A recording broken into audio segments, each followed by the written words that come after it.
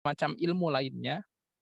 Nah, ini yang kemudian banyak sekali cendekiawan-cendekiawan Muslim sepanjang 1.400 tahun lamanya ini yang menuliskan karya-karya intelektualnya hingga sampai pada hari ini yang kemudian itu bisa kita bilang sebagai pembentuk utama sejarah peradaban kita. Ini sebagaimana yang juga diungkapkan oleh Grand Syekh Al-Azhar, Al-Imam Al-Akbar Ahmad At-Thayyib, beliau mengatakan at-turas huwaladzi khalaqa ummah kamilah. Jadi warisan intelektual, warisan karya-karya intelektual, turos, itu adalah yang membentuk peradaban umat ini secara keseluruhan. Wa samiha lil muslimin bil wusul ilal Andalus wasin. Dan turos, warisan peradaban keilmuan ini jugalah yang menjadikan umat muslim ini memiliki warisan peradaban yang terbentang mulai dari Pasifik, mulai dari Atlantik ya, di Andalus, Spanyol hingga Cina yang berbatasan dengan Samudra Pasifik. Jadi kita bisa eh, memahami betapa pentingnya turos di sini karena turos inilah sebagaimana dikatakan Grand Syekh Al-Azhar sebagai allazi khalaqa hadhil ummah kamilah yang membentuk peradaban umat ini secara keseluruhan. Jadi selama 1.400 tahun inilah ya turos itu yang membentuk sejarah peradaban kita. Turos ini nanti dibagi banyak hal. Ada turos maknawi, ada turos yang esensial, non bendawi, ada juga peninggalan yang bersifat bendawi ya. Tetapi yang dimaksud dengan kajian kita pada malam hari ini, turos itu adalah warisan pemikiran, karya-karya intelektual tertulis. Berikutnya lagi, next.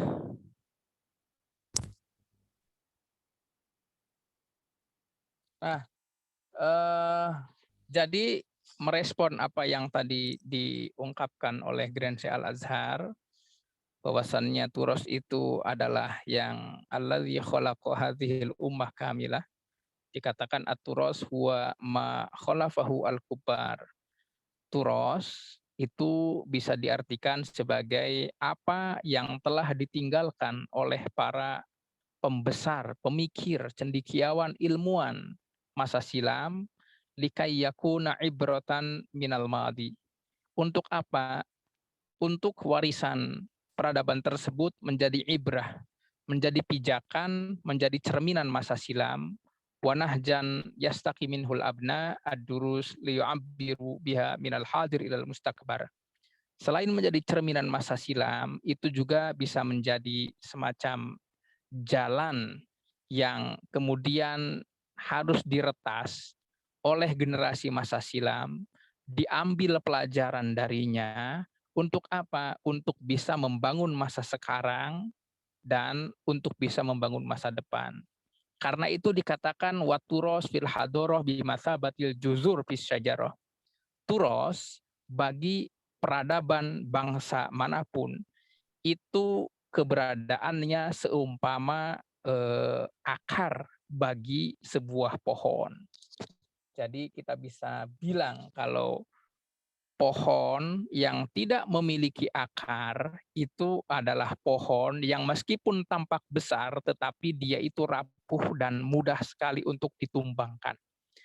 Karena itu kita bisa katakan bahwasannya bangsa-bangsa besar seperti Jepang, Cina, Eropa, mereka tampak kuat secara militer, mereka tampak kuat secara teknologi dan lain sebagainya, itu kan yang tampak hardware-nya.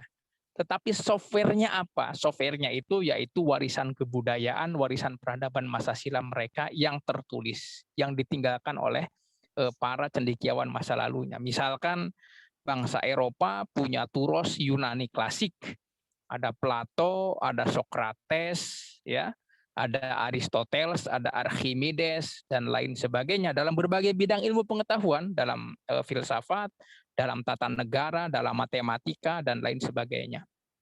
Lalu bangsa Cina juga punya seperti Sun Tzu ya dalam taktik tata negara dan perang, lalu dalam ilmu navigasi, dalam matematika, dalam kedokteran, bangsa Cina kuno juga punya warisan itu.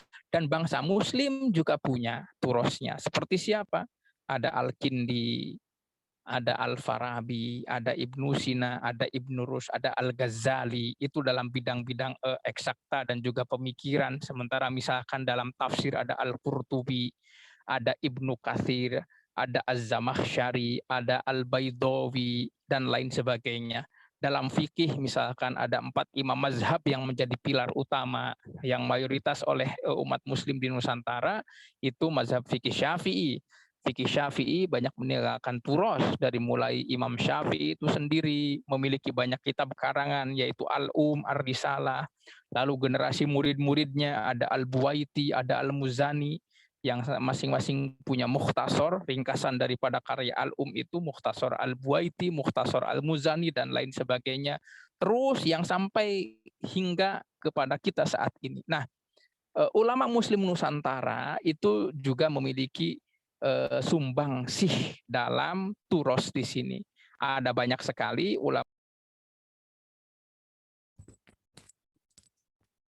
Mohon maaf, Bapak Ginanjar, suaranya kemut, mati tiba-tiba. Oh, Sampai ya. mana tadi? Turos Nusantara, ulama Nusantara. Ya. Oke, sebelum ke turos Nusantara, next berikutnya. Karena itu ada banyak sekali para sejarawan dan juga para cendekiawan yang menulis khusus dalam bidang tarikh turos, sejarah turos ini. Next berikutnya. Mohon slide selanjutnya. Ini kita bisa lihat misalkan ada satu orang orientalis dari Jerman ya, namanya Karl Brockelmann. Itu menulis karya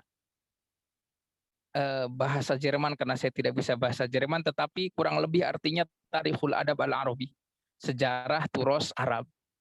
Jadi di sini Karl Brockelmann menulis karya dalam bahasa Jerman kemudian diterjemahkan ke dalam bahasa Arab. Ini tebal sekali. Beliau puluhan tahun meriset melahirkan karya ini, di mana Brockelmann ini menghimpun bibliografi, sejarah, seluruh judul karya intelektual atau turos Islam dalam berbagai bidang disiplin keilmuan yang ditulis dalam bahasa Arab sekaligus tempat penyimpanannya. Nah, ini ditulis pada awal abad 20 ya. Kalau dilihat masa hidupnya ini satu zaman dengan Kiai Haji Hasyim Asy'ari ini. Lahirnya tahun 68, wafatnya tahun 56. Itu Karl Brockelmann ya, salah satu orientalis besar dari Jerman yang kemudian menuliskan sejarah turos peradaban Islam. Jadi misalkan kitab-kitab tafsir itu apa saja yang ditulis oleh ulama-ulama muslim, kitab hadis yang ditulis oleh ulama muslim itu apa saja, manuskrip-manuskripnya itu tersimpan di perpustakaan mana saja. Nah, karena itu ketika kita mempelajari ilmu filologi di Timur Tengah, maka salah satu buku bacaan wajib itu adalah buku ini. Next berikutnya. Karena saking pentingnya karya ini, itu sudah diterjemahkan ke dalam bahasa Arab ya, Tarikhu Al-Adab Al-Arabi. Jadi satu orang kritikus orientalis sekaligus intelektual Arab terkemuka pada abad yang lalu, namanya adalah Syekh Abdurrahman Al-Badawi. Beliau mengatakan bahwasannya kitab Tarikhul Adab Al-Arabi yang ditulis oleh Brockelmann ini itu yu'addu al-marja al-asasi wal wahid fi kulli ma yata'allaqu bil makhtutat al-arabiyyah wa amakini wujudiha. Kata Abdurrahman Badawi mengomentari nilai penting daripada karya yang ditulis oleh Karl Brockelmann ini, itu dia katakan yu'addu al-marja al-asasi. Ini adalah referensi yang paling utama, wal wahid dan tunggal, fi kulli ma yata'allaqu bil makhtutat al-arabiyyah, terkait kajian manuskrip karya intelektual berbahasa Arab, wa amakini wujudiha, sekaligus tempat penyimpanannya. Jadi kalau Mas Majid misalkan ingin mengetahui ada di mana manuskrip kitab tafsir Al-Baidawi, Anwarut Tanzil, itu harus merujuk pada buku ini. Jadi misalkan ada sekian jumlah manuskrip, tersimpan di perpustakaan ini, nomor kodenya ini, yang menyalin siapa, dan seterusnya. Itu lengkap ditulis oleh Brokelman. Kalau misalkan Mas Majid ingin meneliti tafsir Al-Jalalain yang sangat populer di Nusantara, itu manuskripnya ada di mana saja di perpustakaan dunia. Nah, itu Mas Majid bisa merujuk kepada kitab atau bukunya Brokelman di sini ya. Jadi misalkan ada yang tersimpan di Istanbul, ada yang tersimpan di Kairo, misalkan di Istanbul di perpustakaan mana saja, misalkan di perpustakaan Hagia Sophia, maka nomor kodenya nomor kode berapa dan seterusnya. Ini bisa dibilang sebagai karya yang pionir gitu ya. Makanya Al-Marja Al-Asasi sebagaimana dikatakan oleh Abdurrahman Al-Badawi.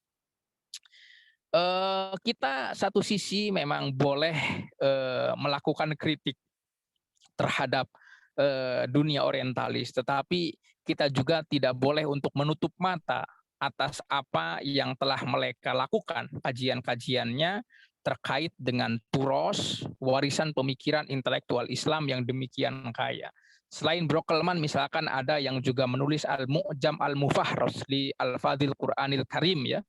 Jadi indeks bibliografi kata-kata atau vocabulary dalam Quran. Jadi misalkan Mas Majid ingin tahu kata Bismillah atau kata-kata Ar-Rahman dalam Quran itu adanya di surat apa saja, ayat berapa saja dan seterusnya. Itu yang mengawali kajian seperti ini itu adalah para orientalis. Berikutnya next. Tetapi Brokelman itu bukan satu-satunya orang yang menulis dan mengkodifikasikan, menulis sejarah bibliografi karya-karya intelektual dunia Islam yang ditulis dalam bahasa Arab. Murid daripada Brokelman itu adalah seorang Muslim, keturunan Turki, tetapi kemudian berkarirnya di Jerman ya, namanya adalah Fuat Sezgin. Jadi ini Fuat Sezgin, ini salah satu tokoh ilmuwan penting zaman kontemporer dunia Islam.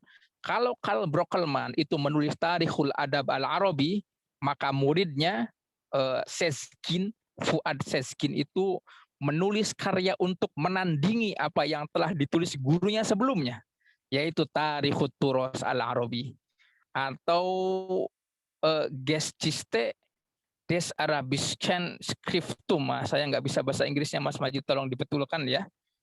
Intinya itu adalah sejarah turos yang ditulis dalam bahasa Arab. Ya, jadi kita bisa bilang di sini Sezgin itu menyempurnakan karya gurunya yaitu Brokelman yang menghimpun sejarah bibliografi seluruh judul karya intelektual Islam atau turos Islam dalam berbagai bidang keilmuan yang ditulis dalam bahasa Arab juga.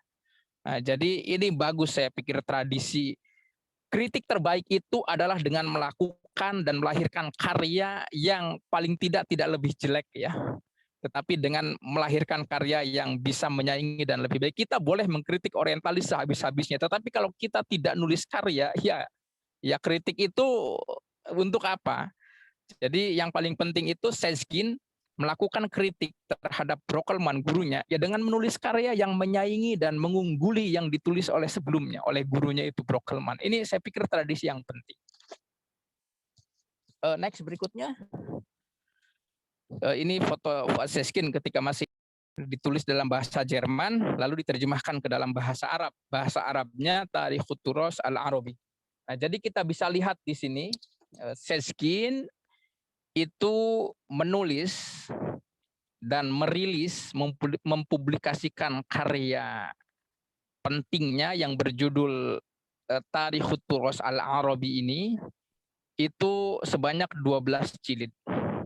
Dalam 12 jilid ini itu menghimpun informasi penting terkait sejarah bibliografi karya-karya keilmuan dunia Islam. Jadi misalkan dalam jilid pertama itu Sezgin itu memuat informasi karya-karya apa saja yang ditulis oleh ulama dunia Islam dalam ulumul Quran, ulumul hadis, tarikh, fikih, dan juga ilmu kalam. Jadi misalkan dalam fikih itu ada al-um, ada ar-risalah, ada mukhtasar, ada muhadzab, ada lubab, dan syarah-syarahnya. misalkan syarahnya Al-Lubab itu Tahrir Tanqihil Lubab ya. Syarah Muhadzab misalkan ada Majmu' syarah Muhadzab. Muhadzab sendiri itu karangannya Abu Ishaq Asy-Syairazi, lalu Al-Majmu' ini karangannya Imam An-Nawawi. Lalu misalkan ada At-Taqrib yang disyarah menjadi Fathul Qorib, yang dihasyiah oleh Syekh Nawawi menjadi Qutul Habibil Gharib. Itu lengkap di sini. Sezkin menuliskan peta dari sejarah karya-karya dalam bidang ilmu fikih. Sekaligus ada di mana manuskrip daripada karya-karya itu tersimpan. Itu jilid pertama. Jadi ini 12 jilid ya, kita bisa lihat di sini. Setiap jilid itu menghimpun informasi bibliografi ilmu yang berbeda-beda. Jadi misalkan pada jilid ketiga itu menghimpun bibliografi karya-karya apa saja yang ditulis oleh ulama dunia Islam masa silam terkait tib kedokteran, as-soidalah farmasi, al-baitoroh kedokteran hewan, dan juga ilmu hayawan atau zoologi ya. Dan yang seterusnya misalkan tentang kimia, tentang fisika, pertanian, dan juga biologi. Lalu ada juga ilmu riyadiyat atau ilmu matematika dan eksakta, termasuk yang jilid ke-6 itu adalah ilmu falak atau astronomi, termasuk di dalamnya adalah astrologi. Kita bisa lihat di sini kerja ini tidak 1 tahun 2 tahun, tetapi ini berpuluh-puluh tahun ya. Sampai Sezkin wafat tahun 2018 kemarin. Next berikutnya.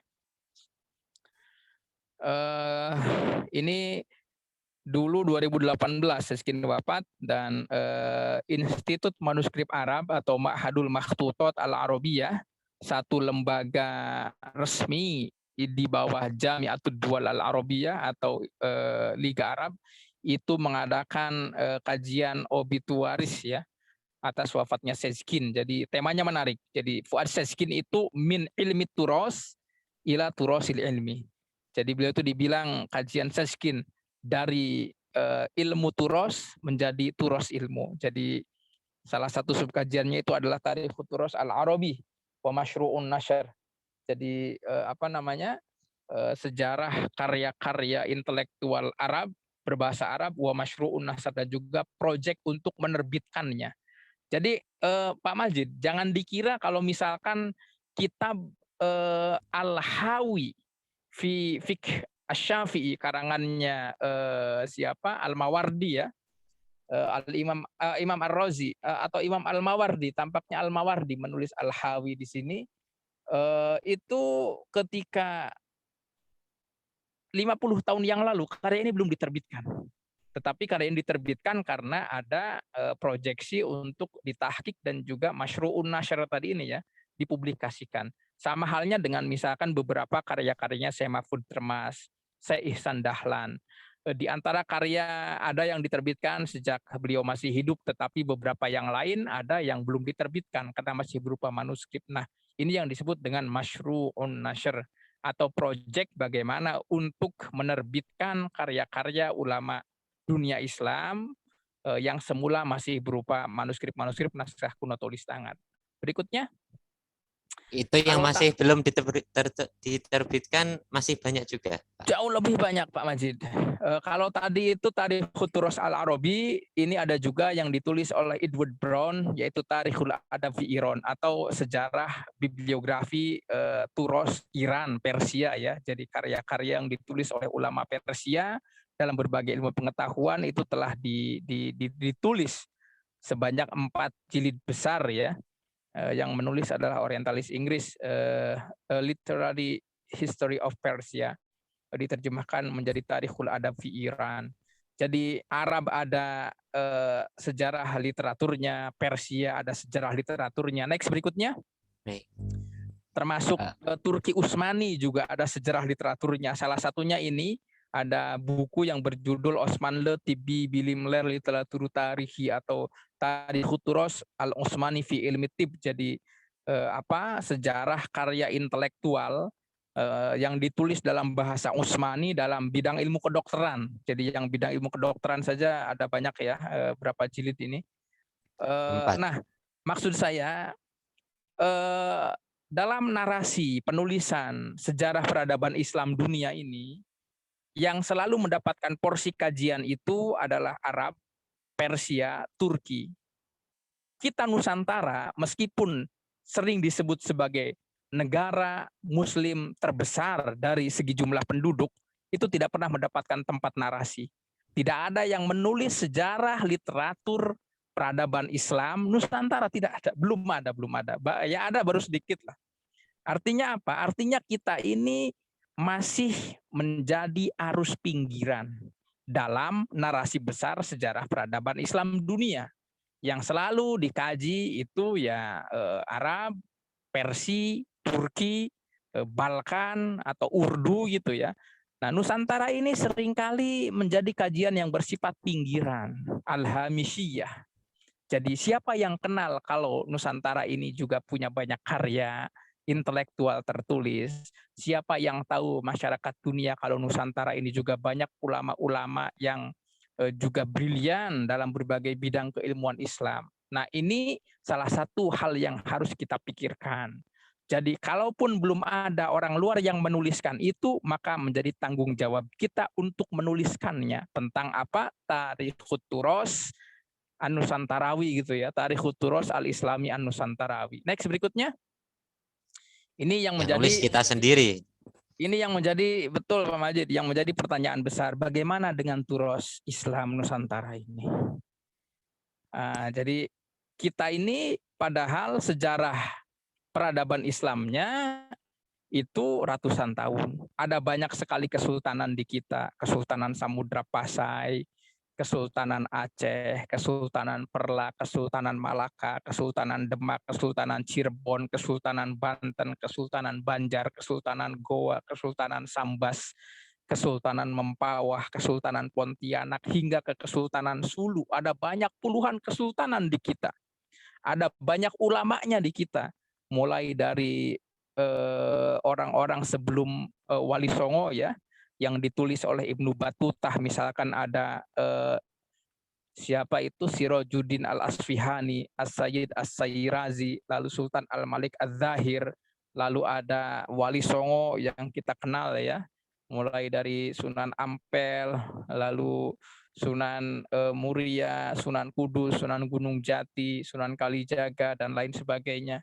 Lalu ada generasi ulama setelah Wali Songo yang mulai banyak ditemukan karya-karyanya seperti Hamzah Al-Fansuri, Syamsuddin Sumatrai, Nuruddin Ar-Raniri, Abdul Rauf As-Singkili, Yusuf Al-Makassari, Abdul Mahmud Al-Matarami, Abdul Latif bin Muhammad Al-Bantani. Generasi berikutnya lagi abad ke-18 ada Abdul Samad Al-Falembani, ada Muhammad Arsyad Al-Banjari, ada Dawud Al-Fattani, dan lain sebagainya. Generasi abad 19 ada Ismail Al-Minangkabawi, Ahmad Khatib As-Sambasi, ada Muhammad Nawawi Al-Bantani, dan lain sebagainya. Generasi 20 misalkan abad 20 itu ada Syekh Mahfud At-Tarmasi, Abdul Hamid dari Kudus, ada juga Muhammad Hasim Asy'ari, ada Ahmad Dahlan, dan lain sebagainya. Itu ulama-ulama kita banyak ratusan dan memiliki karya tertulis. Tetapi belum ada yang berpikiran dari generasi kita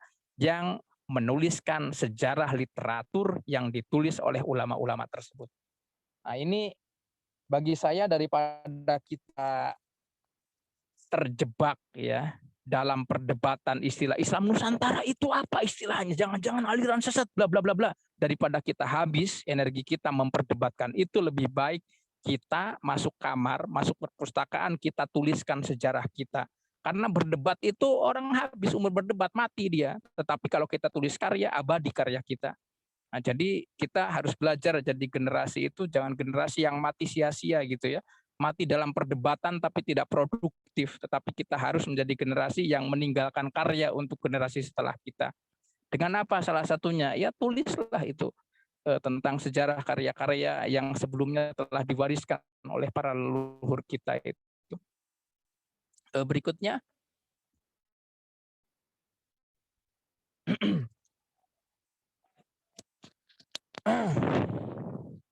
Jadi kalau kita bicara tentang turos ulama Nusantara, kalau tadi ada Karl Brockelmann, ada Fuad Sezgin, ada Edward Brown, ada Ekmelettin Ihsan Odu dari Turki yang menulis tentang Osmanli Bilem Tibi Tarikh Literaturu gitu ya. di sini kita bisa mulai untuk memetakan tentang sejarah turos, perkembangan karya tertulis Islam yang ada di Nusantara yang ditulis oleh ulama Nusantara. Contohnya misalkan dalam bidang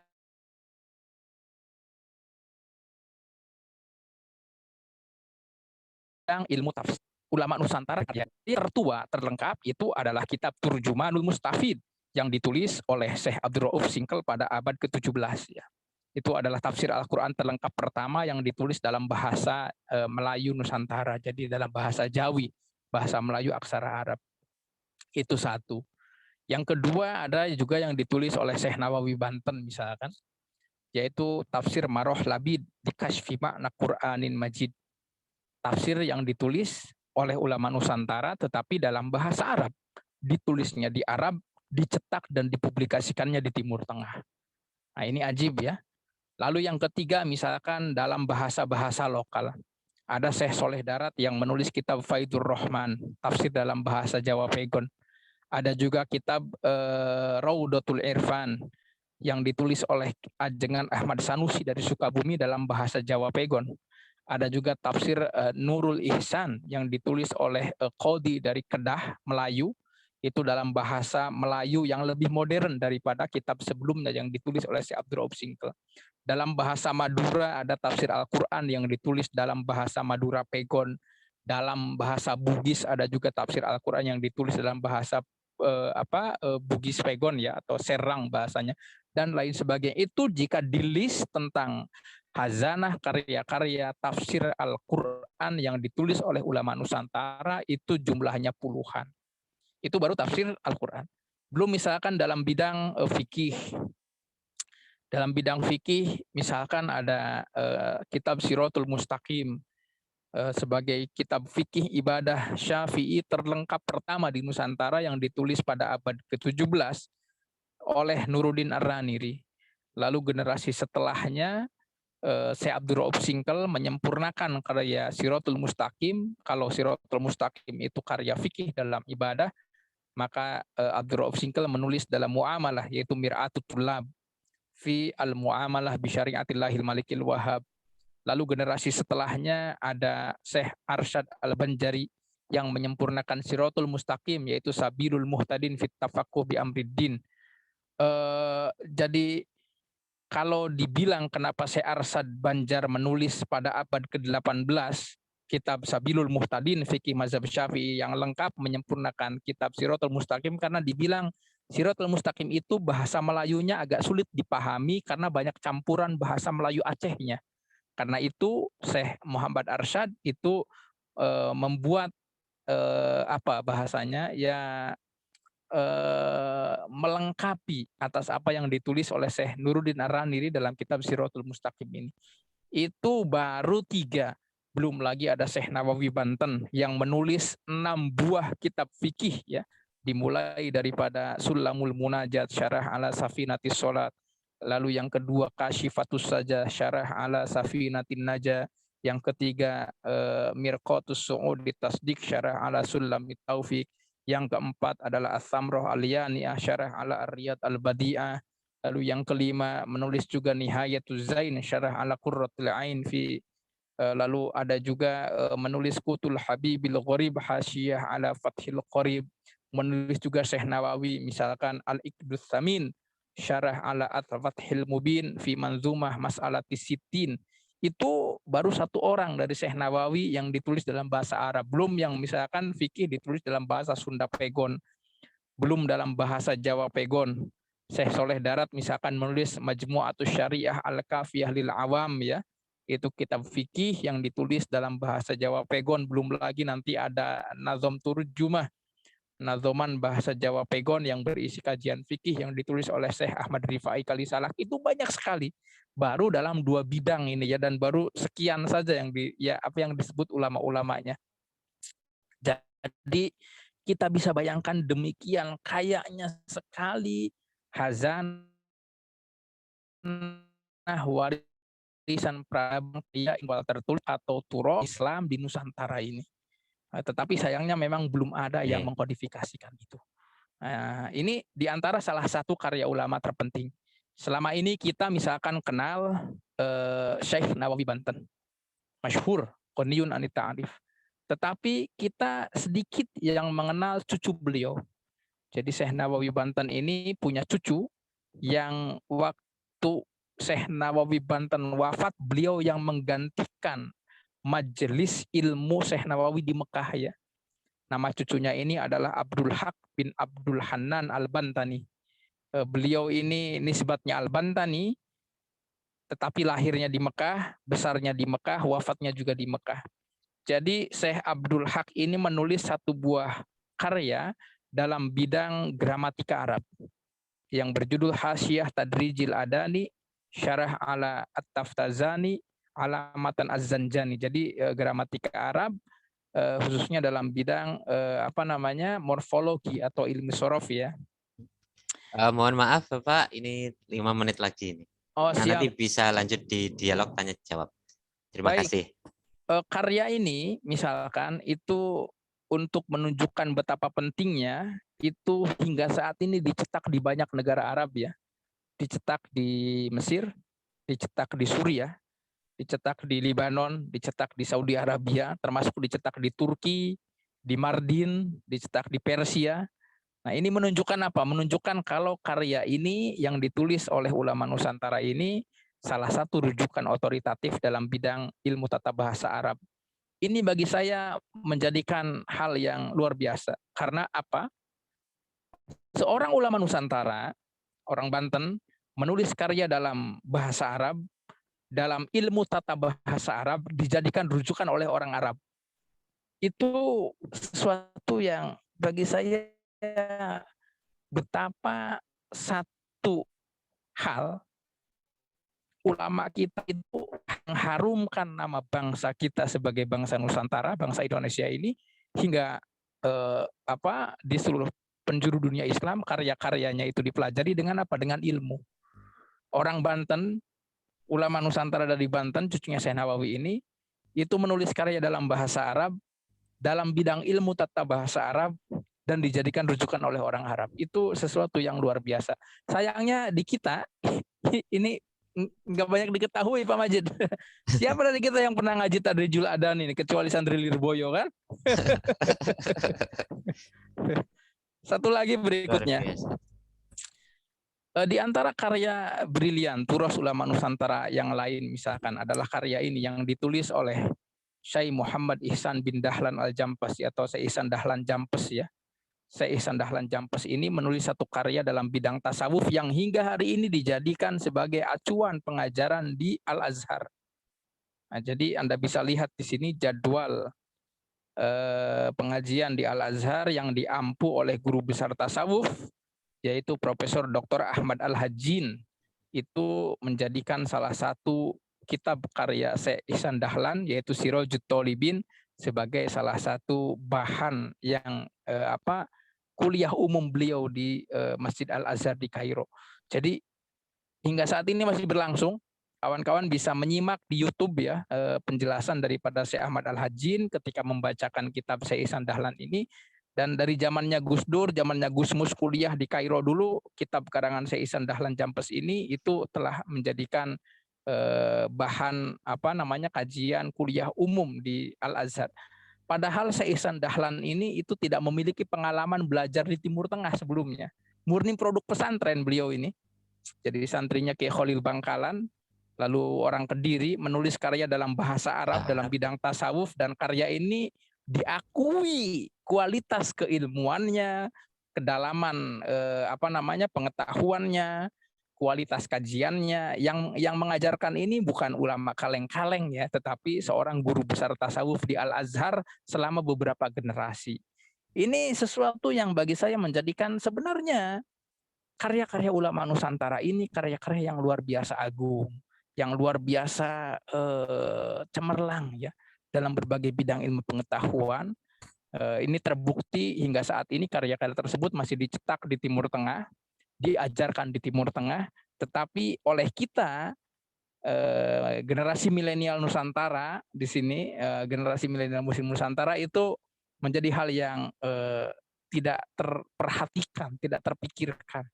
Nah, ini saya pikir harus menjadi bahan renungan ke depan, bahwasannya kita punya kekayaan warisan peradaban yang demikian besar, itu adalah pondasi kita, itu adalah akar peradaban kita.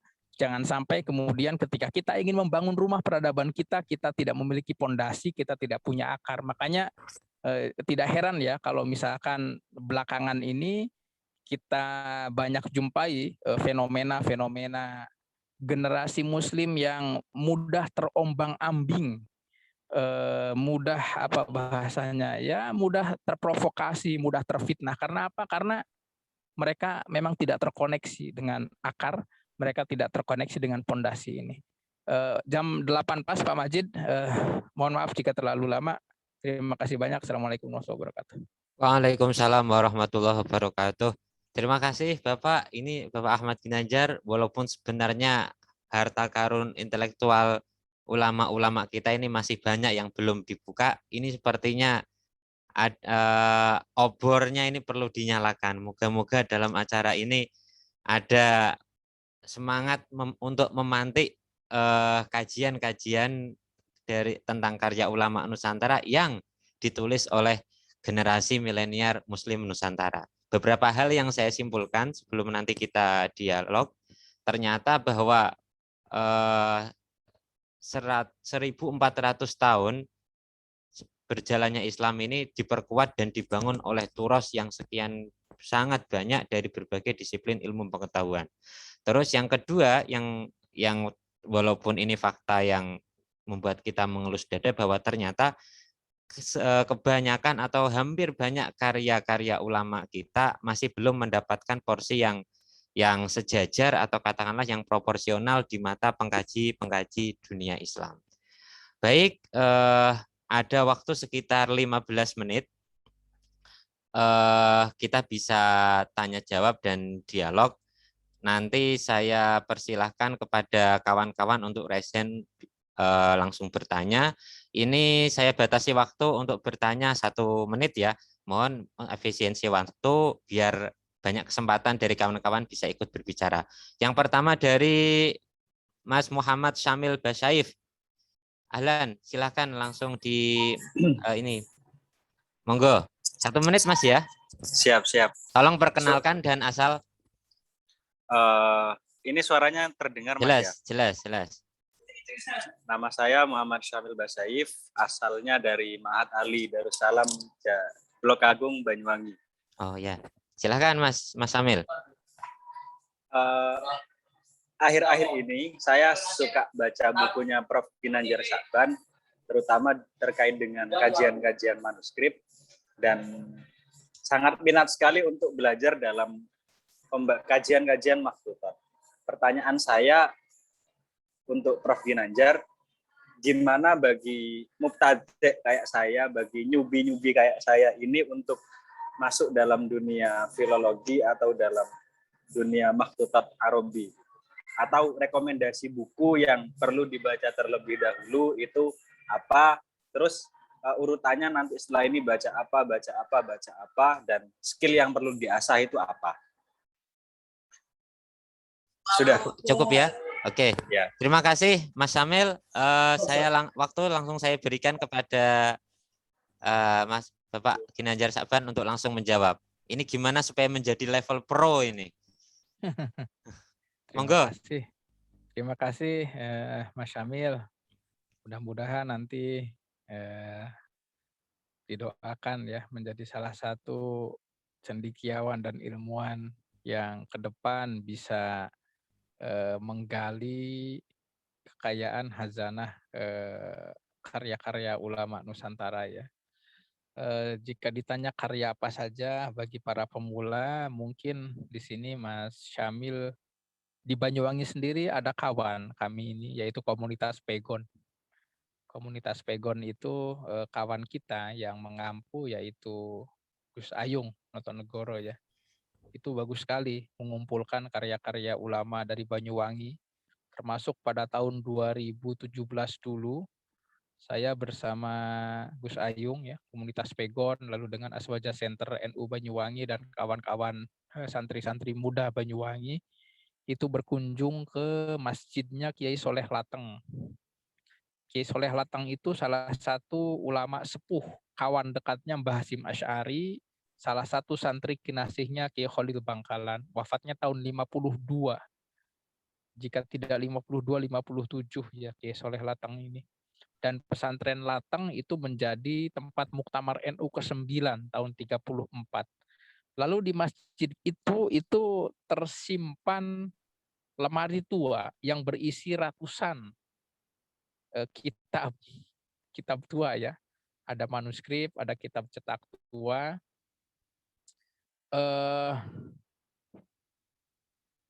Awalnya terkunci selama beberapa puluh tahun lemari ini.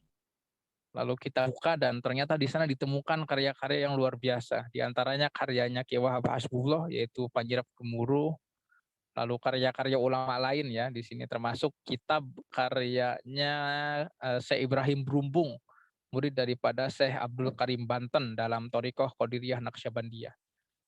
Itu mungkin nanti Mas Syamil bisa berkomunikasi dengan Gus Ayung dan komunitas Pegon. Lalu buku-buku yang lain misalkan Mas Syamil bisa membaca kalau terkait biografi ulama-ulama yang memiliki karya, itu ada buku judulnya Intelektualisme Pesantren. Itu ditulis oleh Pak Mas Tuki dan juga Pak Isom El Saha. Ada juga yang ditulis Masterpiece Islam Nusantara, Jaringan Ulama dan Santri yang ditulis oleh Gus Milal Bizawi. Atau ada juga ensiklopedi naskah klasik Melayu Nusantara yang ditulis oleh Wan Muhammad Sagir Abdullah, termasuk saya ada nulis Mahakarya Islam Nusantara ya. Itu baru 1 jilid Mas Syamil, mohon doa karya ini saya ingin seperti yang ditulis oleh Fuad Sezgin atau yang ditulis oleh Karl Brockelman, yaitu menjadi semacam tarikh turosnya ulama Nusantara. Jadi ya ini kerja jangka panjang lah, mudah-mudahan Allah berikan umur panjang, berikan taufik, berikan kekuatan, rezeki, karena menulis ini betul-betul ya kita hanya Allah yang menjadi penolongnya ya. Kerja Karena beradaban. ini nih jalan Bapak. sunyi, betul-betul ya kemana gitu. Tetapi ya kalau kita diniatkan ini untuk tabarukan dan khidmah, tidak ada kesunyian di sana. Yang ada insya Allah mudah-mudahan keberkahan ya. Nah, nanti saya harap Mas Syamil, apalagi sebagai Mahasantri Ma'had Ali, itu paling tidak menuliskan tentang tarikh turos ulama Banyuwangi di sini.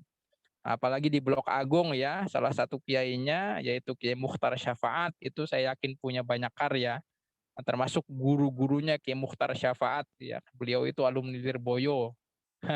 Itu tinggal dicari saja nanti Mas Syamil membuat tim dan bisa berkoneksi dengan beberapa komunitas seperti tadi komunitas Pegon atau komunitas Turos Ulama Nusantara yang ada di Jawa Tengah, atau ada juga Lajnah Turos Ilmi Syekhona Khalil Bangkalan yang ada di Madura dan lain sebagainya. Itu dulu Pak Majid. Baik, terima kasih Bapak atas jawabannya. Mas Syamil Basaif, semangat ya. Pertanyaan selanjutnya ini biar gantian, ada teman peserta Husnul Adib. Assalamualaikum warahmatullahi wabarakatuh. Karya ulama-ulama Nusantara banyak diakui oleh akademisi dunia. Pertanyaannya, apa yang membedakan karya ulama Nusantara dan ulama-ulama dari negara lain sehingga banyak dijadikan rujukan dalam berbagai kajian Islam? Monggo Bapak, Pak Ginanjar. Kira-kira ada perbedaan tidak antara karya yang ditulis oleh ulama Nusantara dengan ulama-ulama di dunia, di wilayah lain?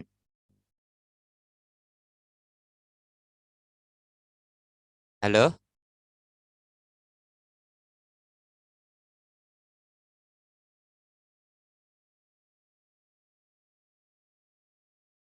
Sambil menunggu, saya persilahkan, ini ada kawan yang sudah raise hand.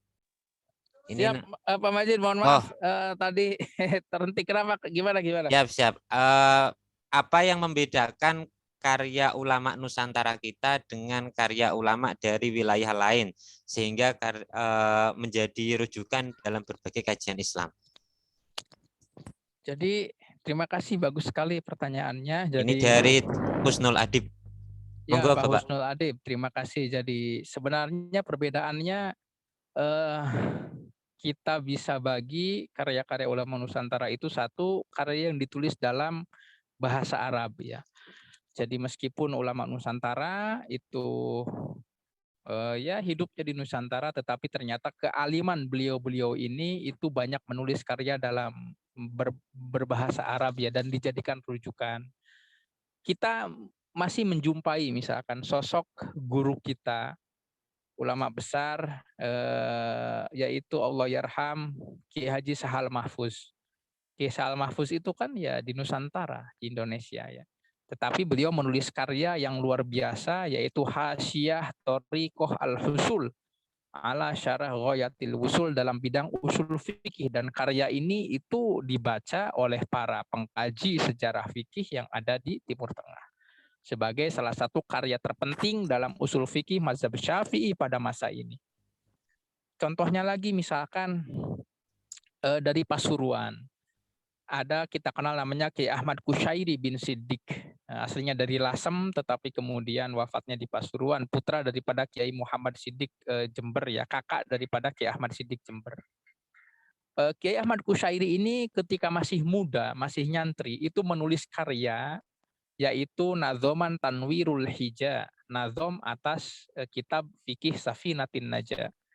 Kitab ini nadzoman ditulis dalam bahasa Arab oleh santri muda Ahmad Kusyairi atau Kiai Ahmad Kusyairi itu.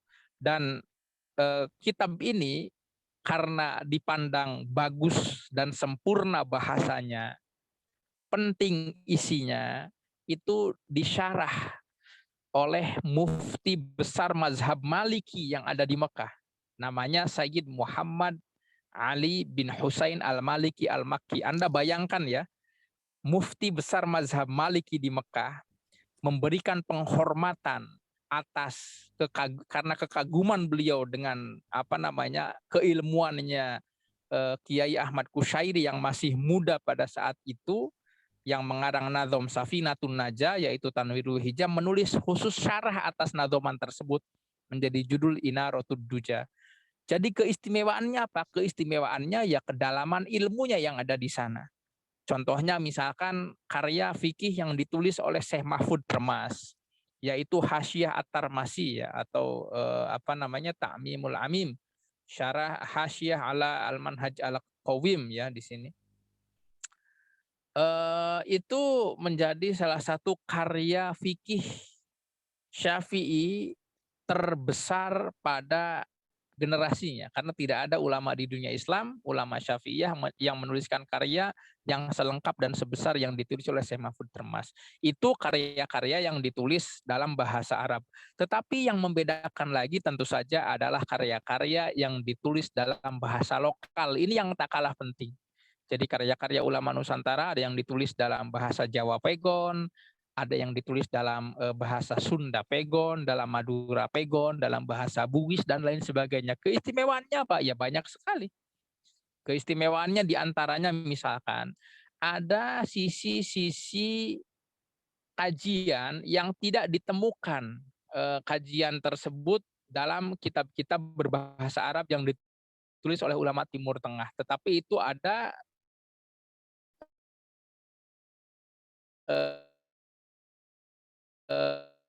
misalnya dalam masalah waris itu di Nusantara perempuan itu kan bekerja, dijumpai banyak perempuan bekerja. Lalu ada fenomena begini, ketika suami itu wafat dan istrinya bekerja, maka sebelum harta suami itu dibagi sebagai harta waris, ada dulu bagian yang harus disisihkan untuk istrinya itu, karena si istri itu telah membantu membangun rumah tangga dengan bekerja. Itu fenomena ini kita sulit menemukannya dalam kitab-kitab literatur yang ditulis ulama Timur Tengah, tetapi ada ditulis dalam karya-karya ulama Nusantara. Lalu contohnya lagi misalkan dalam zakat fitrah ya. Zakat fitrah itu kan dikeluarkan dalam bentuk kutu ahlil balad ya, atau makanan pokok penduduk setempat. Jadi kalau misalkan di Timur Tengah gandum, di Asia ada beras, lalu di Indonesia Timur makanan pokoknya kan sagu. Itu bagaimana? Itu dikaji oleh ulama-ulama Nusantara itu. Jadi ketika orang-orang misalkan yang ada di Maluku yang makanan pokoknya itu bukan nasi tetapi sagu, bagaimana mereka mengeluarkan zakat fitrahnya? Apakah dengan beras atau dengan sagu? Kalau sagu ukurannya segimana? Nah, ini saya pikir aspek-aspek seperti ini ya yang menjadi salah satu pembeda. Tentu saja di sini ada bahasa, yaitu bahasa lokal, ada juga aksara, yaitu aksara pegon. Lalu misalkan ya banyaklah, nanti jika dibilang semua waktu kita keburu habis di sini Pak Majid. Itu dulu saja. Baik. Terima kasih Bapak Ginanjar. Sebelum waktu saya berikan kepada pasukan pengintai, namanya serem. Peserta mohon ada survei kuesioner di kolom chat. Sambil menikmati obrolan dialog ini, mohon bisa sambil mengisi survei yang telah dikirim oleh tim. Terima kasih.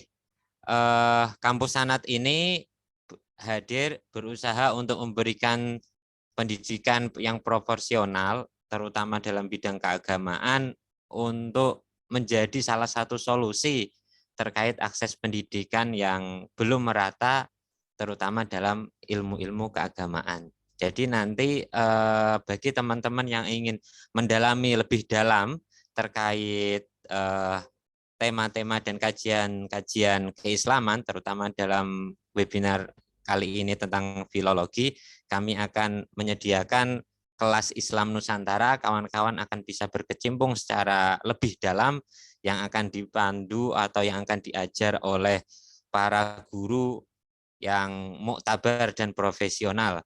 Insya Allah Tuan Guru Bapak Ahmad Ginanjar Sa'ban akan bersedia menghibahkan waktunya untuk berbagi ilmu dan mengajar kita semua. Baik, selanjutnya waktu ini masih ada 10 menit. Saya berikan kepada pasukan pengintai. Tolong perkenalkan diri dan asal, kemudian langsung to the point ke pertanyaan. Terima kasih. Dinyalakan mikrofonnya. Oke. Jelas suara saya? Oke, jelas. Oke. Bismillahirrahmanirrahim. Terima kasih kepada Mas Majid yang telah memberikan kesempatan buat saya gitu untuk bertanya. Sebelumnya, Assalamualaikum warahmatullahi wabarakatuh. Perkenalkan, nama saya Tafif. Waalaikumsalam warahmatullahi wabarakatuh. Tafif Fadila. Ya, asal dari Majalengka. Yang mau saya tanyakan, setahu saya kan tentang filologi ini kan ilmu yang mengkaji manuskrip, naskah-naskah manuskrip gitu, manuskrip kuno. Nah, tentang manuskrip kuno kan tidak hanya menggunakan bahasa Arab, namun ada juga 5 bahasa tertua lainnya. Nah, untuk kita yang ingin mempelajari ilmu filologi ini, apakah harus paham 5 bahasa tertua, salah satunya yaitu Tamil, Sanskerta, Farsi, Yunani, dan Mesir? Mungkin cukup sekian pertanyaannya. Semoga bisa dipahami. Baik. Terima kasih. Terima kasih Bu Tafif Fadila.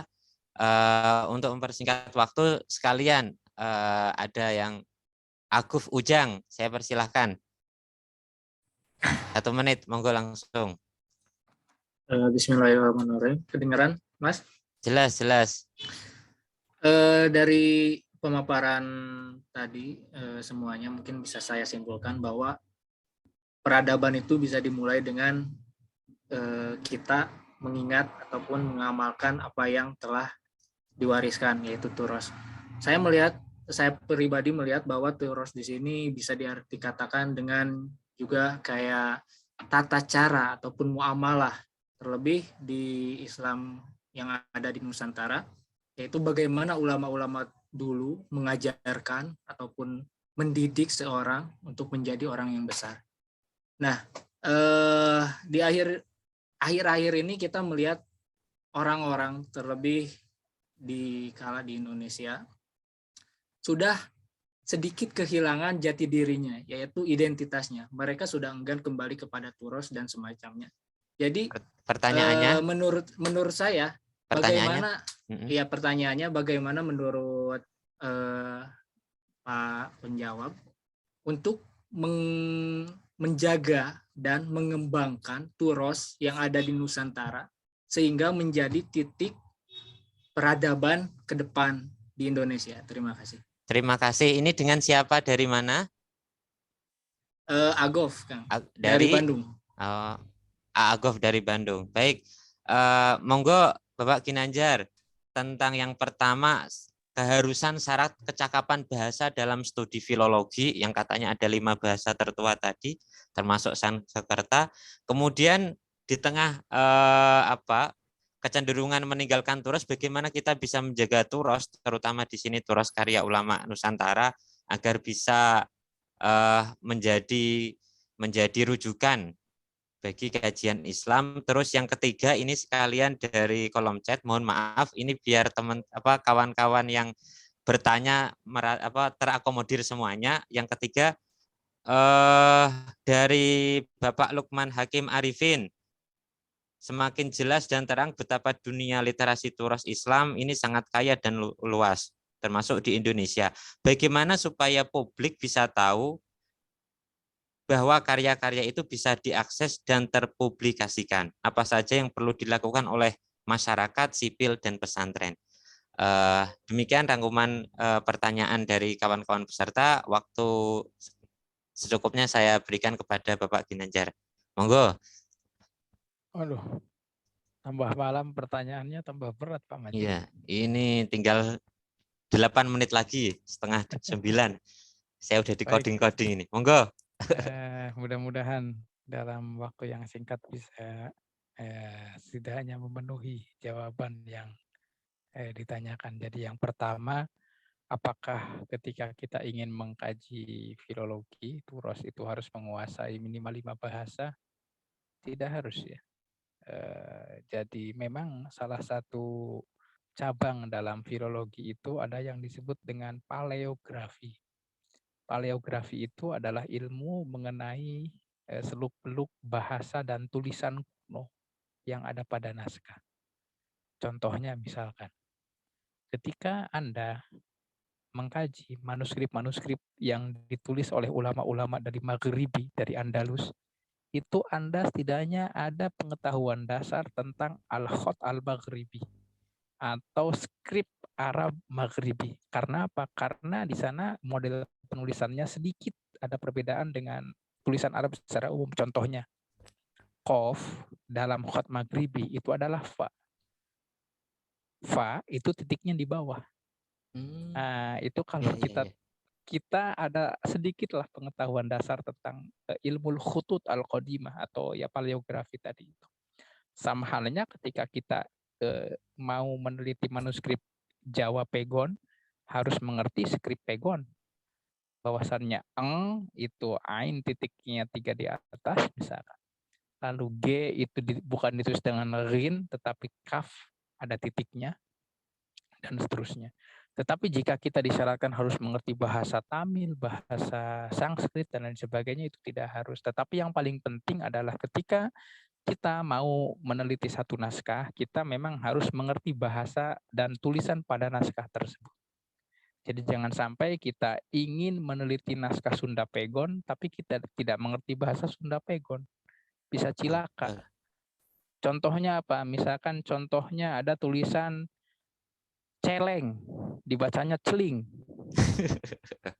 Ada tulisan misalkan malangbong, dibacanya maling bawang. Bisa bahaya itu. Betul. Nah, jadi ini yang disebut dengan paleografi. Jadi kita mengerti ilmu tentang bahasa atau aksara kuno. Tetapi kalau kita harus mengerti seluruh bahasa Sanskrit, bahasa Tamil, itu tidak harus. Lalu yang kedua, saya ingin garis bawahi bahwasannya filologi ini bukan hanya semata-mata ilmu bantu. Ilmu bantu itu adalah ilmu bagaimana kita mentahqiq, menyunting sebuah teks kuno, sebuah naskah kuno. Tetapi ada juga kita perlu di sini mengetahui tarikh turosnya itu. Jadi di Indonesia ini memang ketika kita belajar filologi itu lebih kepada ya ilmu tentang penyuntingan naskah kuno ya. Tetapi bagaimana ilmu tentang sejarah turos yang lebih luas itu belum marak lah ya. Berbeda ketika saya belajar misalkan dulu di Ma'hadul Makhtutot Al-Arabiyah, saya pernah belajar di Institut Manuskrip Arab, mengambil kelas waktu itu musim dingin ya, ada daurah saya ikut. Itu di antara yang harus menjadi bacaan wajib para mahasiswa muhakik itu adalah yang membaca karya-karya seperti Tarikhul Adab Al-Arabi karyanya Brokelman, lalu punyanya Sezkin, agar kita tahu peta hazanah karyanya itu seperti apa. Nah, itu untuk yang pertama. Yang kedua lupa saya pertanyaannya apa Pak tadi. Di tengah kecenderungan meninggalkan turos dan tidak memperhatikannya, itu bagaimana kita menjaga turos ini untuk tetap menjadi tradisi kita atau katakanlah kiblat rujukan kajian Islam. Ya, betul, ini penting sekali. Ya, tugas kita memang di sini kita ajarkan karya-karya tersebut kepada para pelajar kita. Jadi ini saya pikir salah satu keistimewaan pesantren di Indonesia ini ya. Pesantren di Indonesia salah satunya itu bukan hanya sebagai institusi pendidikan yang mengajarkan ilmu-ilmu keislaman, tetapi lebih dari itu pesantren di Indonesia, terutama yang berbasis pesantren tradisional ya di sini, seperti Lirboyo, seperti Sarang, seperti Langitan, seperti Tegalrejo dan lain sebagainya, itu adalah pesantren-pesantren yang menjaga turos ini tetap lestari. Karena apa? Diajarkan, dipelajari, dan bahkan kiai-kiai di pesantren tersebut itu membuat karya-karya yang berkaitan dengan turos itu. Misalkan ada Al-Ajurumiyah, ada kiai yang membuat syarah terhadap Jurumiyah, ada yang membuat nazoman terhadap Jurumiyah gitu.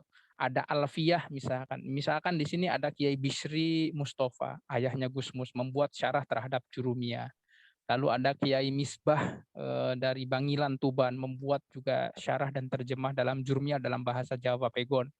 Kalau di Jawa Barat banyak misalkan ada Kiai Ishak Farid Cintawana membuat syarah dan nazoman terhadap Jurumiyah. Ada juga Kiai Burhan dari Cijawura membuat syarah dan nazoman terhadap Jurumiyah dalam bahasa Arab dan Sunda Pegon ya di sini. Nah, ini saya pikir keistimewaan pesantren-pesantren tradisional di Nusantara ini yang melestarikan turos dan menjadikan turos itu tetap hidup dan tetap berkembang. Nah, termasuk ini penting ya bagi kita renungkan Pak Agof dan juga rekan-rekan yang lain. Ada saudara-saudara kita, kawan-kawan kita yang memang sering sekali menggelindingkan wacana tentang ya bagaimana syariat Islam ini diterapkan, misalkan bagaimana kebangkitan Islam ini diperjuangkan. Itu bagus satu sisi, tetapi jika itu tidak berbasis kepada ilmu, mereka akan menegakkan dengan apa? Rujukan mereka apa? Nah, jadi saya pikir di sini pentingnya belajar turos itu agar apa? Agar kita memiliki koneksi dengan 1.400 tahun sejarah besar peradaban kita pertama. Yang kedua, pentingnya kita untuk mengkaji turos ulama Nusantara itu agar apa?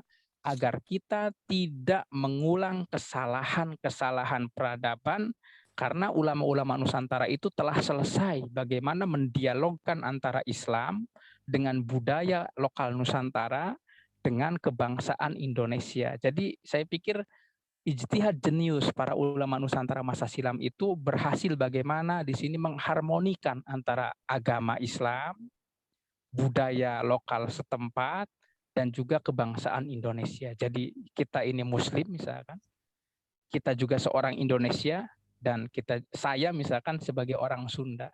Jadi saya Muslim agama saya Indonesia nasionalisme saya, tetapi saya juga tidak boleh kehilangan jati diri saya sebagai orang Sunda, karena itu adalah budaya saya. Jadi ada unsur kesinambungan, keberpaduan antara keislaman, kebangsaan atau keindonesiaan dan juga kesundaan. Dan ini telah diajarkan oleh ulama-ulama Nusantara kita, itu tertulis dalam turos-turosnya. Jangan sampai kita ini menjadi generasi yang tanda petik durhaka atau bahkan yang sotoy gitu ya. Yang tiba-tiba kita merasa ilmunya lebih tinggi, lebih tahu daripada pendahulu kita gitu.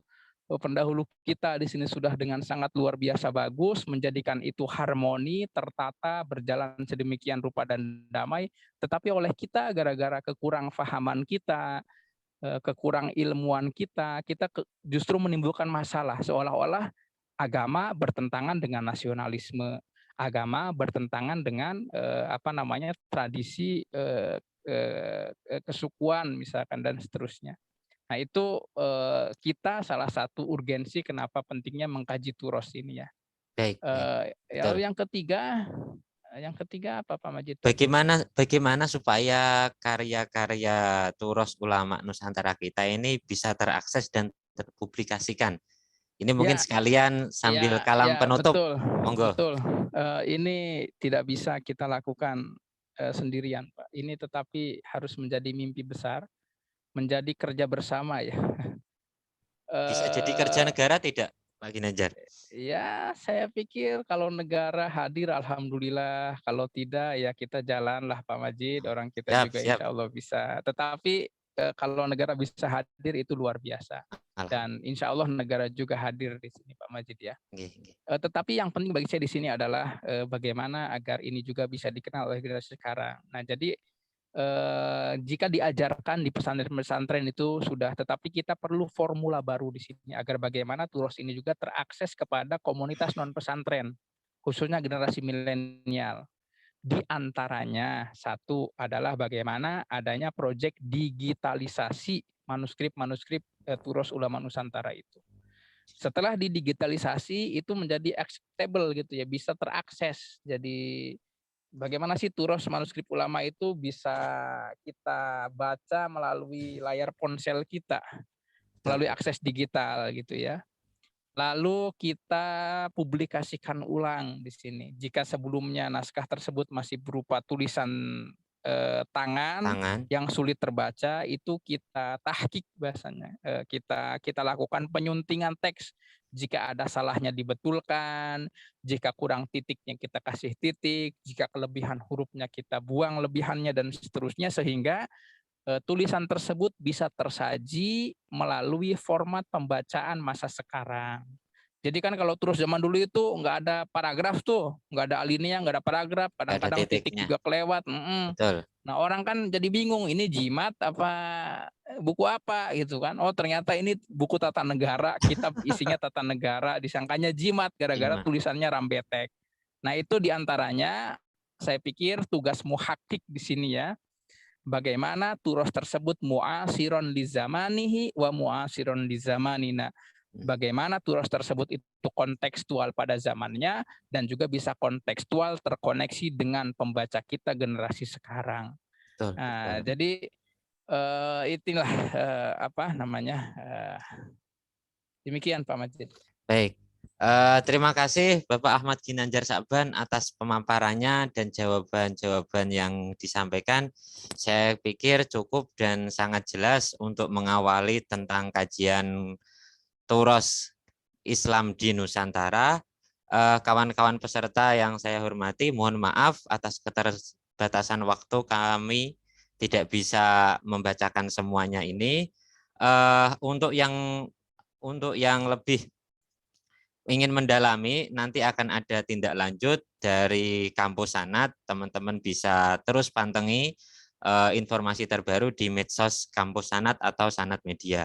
Ada beberapa hal yang ingin kami sampaikan. Yang pertama, YouTube Sanad Media itu pernah menayangkan diskusi tentang turos dan tajdid antara Rektor Universitas Kairo dengan Grand Syekh Imam Besar Al-Azhar Syekh Ahmad Thoyib tentang bagaimana memahami turos. Bahwa di antara yang disampaikan atau yang menjadi titik poin dari komentar Grand Syekh Al-Azhar adalah bahwa bukan turos yang salah, tapi cara pandang kita terhadap turos yang mungkin keliru sehingga membuat keadaan Islam ataupun kaum muslimin sekarang menjadi tercerai-berai atau katakanlah rentan terpapar oleh konflik.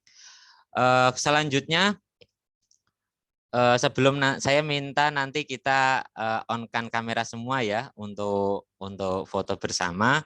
Ini ada informasi bahwa Kampus Sanad akan menggelar webinar kedua pada hari Rabu 10 November 2021, jamnya sama, jam 7, dengan tema Islam dan Perempuan, yang akan mendatangkan narasumber Dr. Nur Rafiah Bil Uzam dan dimoderatori oleh Ibu Merah Mawati MA.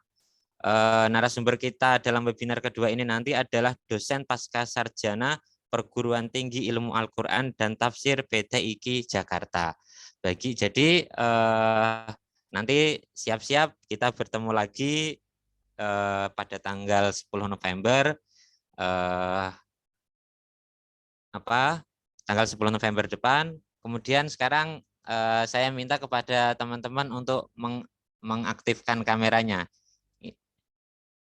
Terima kasih terima kasih kesempatan waktunya dan paparannya kepada Bapak Ahmad Ginanjar. Mohon diaktifkan kameranya ini, mohon berkahnya ini, minta foto bersama ini.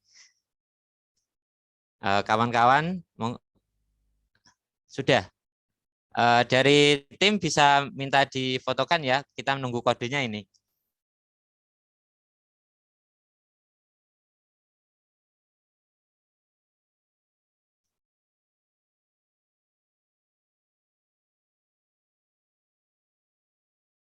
Kawan-kawan bisa dihidupkan layar kameranya.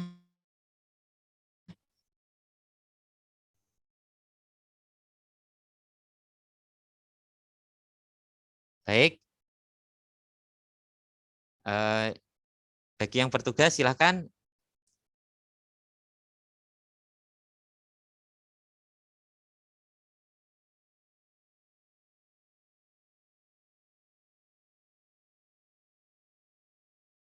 Oh, oke, sudah.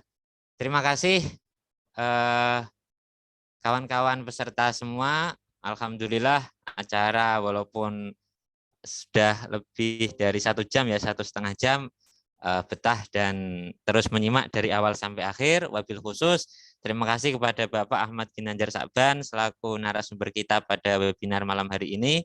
Saya sebagai moderator mengucapkan terima kasih dan mohon maaf apabila ada salah khilaf kata dan perkataan yang tidak berkenan. Saya akhiri dengan bacaan alhamdulillah, alhamdulillahirabbil alamin. Sampai ketemu lagi, sehat-sehat selalu untuk kita semua.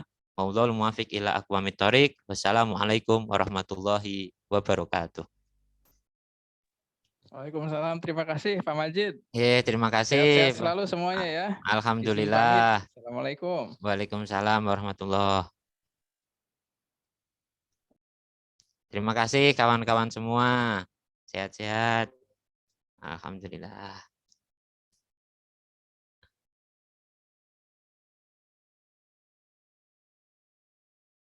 Saya izin pamit dulu ya.